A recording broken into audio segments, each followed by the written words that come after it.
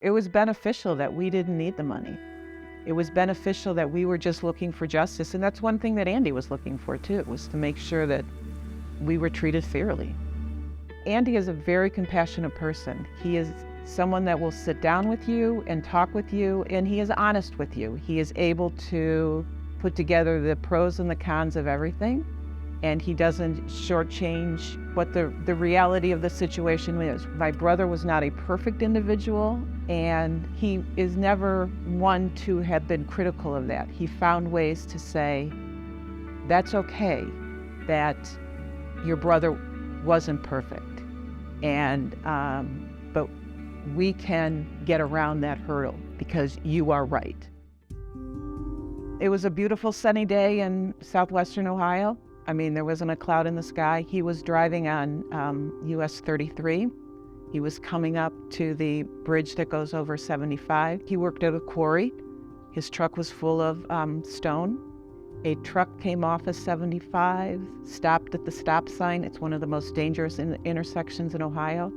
For whatever reason, and he had a camera in his cab so you could see not my brother, but the other driver had a camera in the cab. He looked down the road, you could see my brother coming. He pulled out. Really no opportunity to stop. My brother was able to describe the accident to us when he was in the hospital, and his first thought was to go around the cab, and when he realized he didn't have enough time, he went for the trailer. The other driver walked away. They felt that he would have to have medical treatment probably for the rest of his life. Potentially, he was on a ventilator. They weren't sure they'd ever get him off that. They tried at one point to get him off the ventilator and could not get him to support himself. So it was going to be 24/7. We received hundreds of mailings from attorneys around the state because of the coverage and the magnitude of our accident. I was just glad that we were referred to Andy. He understands the trucking industry.